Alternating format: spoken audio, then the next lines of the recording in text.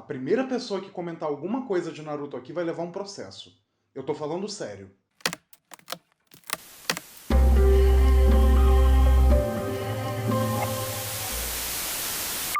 Olá! Sejam muito bem-vindos ao Fita Maldita. Eu sou Gustavo Fiô e no vídeo de hoje nós nos entregamos ao segredo da espiral, à loucura completa e ao horror da carne. Sim, hoje eu quero conversar um pouco com vocês sobre Uzumaki, o mangá de terror do Junji Ito, que é considerado por muitos como a maior obra do autor. Mas antes da gente perder a cabeça nesse redemoinho, não esqueça de curtir o vídeo, se inscrever no canal caso ainda não seja inscrito, ativar o sininho para receber todas as notificações, me seguir nas redes sociais que estão linkadas aqui na descrição e também compartilhar com seus amigos para trazer mais almas pro Fita Maldita. Eu sei que eu falo muito isso aqui no canal, mas vamos lá. Breve histórico sobre mim. Eu nunca me interessei muito por mangá. Quando eu era mais novo, eu costumava ler muito quadrinho. Turma da Mônica, muita coisa de super-herói, até mesmo algumas histórias independentes. Só que animes e mangás nunca chamaram muito minha atenção. E o maior motivo por trás disso é porque eu achava que só existia um tipo de mangá, que era esse de briga de hominho, sabe? Esse que nem tem história e as lutas duram em torno de 10 edições, ou episódios no caso dos animes. Esse negócio tipo Dragon Ball, Naruto, One Piece, eu sempre achei isso um saco. Na época eu nem fazia ideia que esse tipo de mangá tinha um nome, que é o shonen.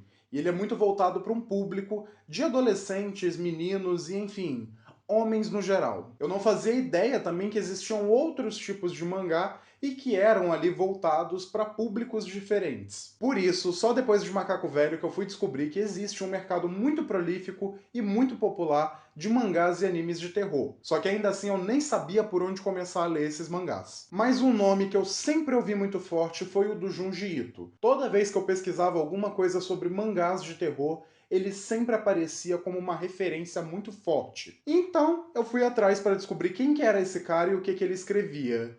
E assim, que experiência, viu?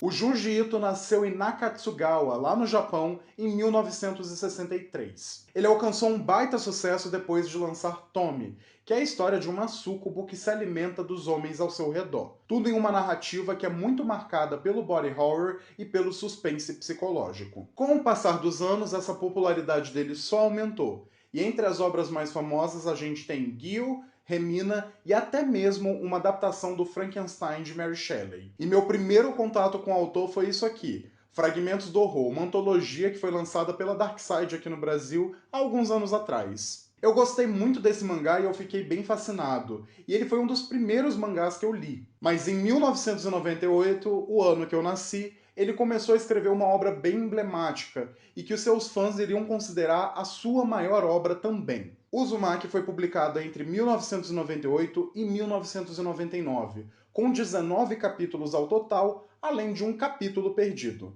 E recentemente eu tive a oportunidade de ler esse mangá maravilhoso. A edição que eu tenho aqui é esse calhamaço gigantesco que foi lançado pela Devi. Ele é gigante, mas ele também conta com a história completa e alguns extras. E assim, sendo bem sincero, talvez tenha sido a melhor leitura que eu fiz esse ano. Eu fiquei completamente sem reação lendo isso aqui.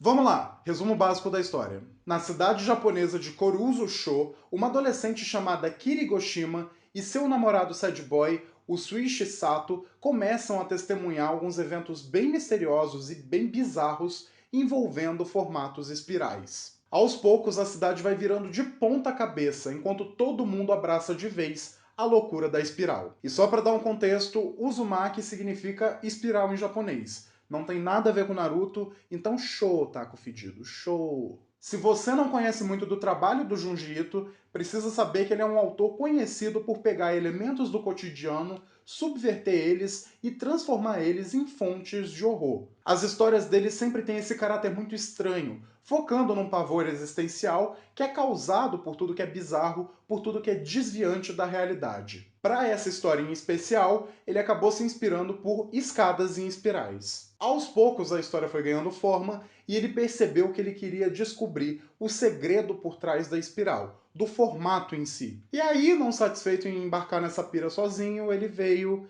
e desgraçou a cabeça de todo mundo que leu esse cacete no processo. Eu sempre fui muito acostumado com essa narrativa dos quadrinhos, com essa ideia de que cada edição desemboca em outra. E ao fim você tem uma série de capítulos que constroem uma história maior. Tipo uma série de TV, só que escrita e desenhada. E quando eu fui ler Uzumaki, eu fiquei bem chocado porque, essencialmente, é quase uma antologia. Os primeiros capítulos são bem soltos e não tem muita ligação entre si, exceto pela Kiri, pelo namorado dela e pelo fato de todos se passarem na mesma cidade. Você vai vendo vários elementos estranhos, como pessoas enlouquecidas pelo formato da espiral, até gente que se transforma em caracol. E sim, tem muito, mas muito horror corporal aqui. Com o passar das edições, é como se esses contos isolados construíssem a mitologia da cidade, e tudo vai ganhando uma nova força para mostrar que a espiral é onipresente e que todos vão sucumbir aos efeitos dela. É bem assustador, mas não no sentido tradicional. É quase como um horror cósmico, onde toda a fonte do mal é indescritível. E eu não vou estragar o final para vocês, mas eu devo dizer que eu gostei muito do jeito que esse mangá se encerra. É um final bem corajoso, para ser sincero. Eu acho que existe um baita sentimento de impotência diante de tudo que está acontecendo, e essa estranheza vai ficando cada vez mais intensa, até ela se tornar completamente perturbadora. Aliás, eu gosto muito de como o mangá explora diferentes formas da espiral. Não é só a forma bonitinha lá, parada no papel, enfim. Ela está presente nos cabelos encaracolados de alguns personagens, nas cascas dos caracóis, na fumaça que sobe nos crematórios, e no fim, a própria cidade vai se reorganizando para virar uma espiral gigantesca. Eu confesso que eu nunca entendi muito bem o termo espiral da loucura, apesar de usar bastante.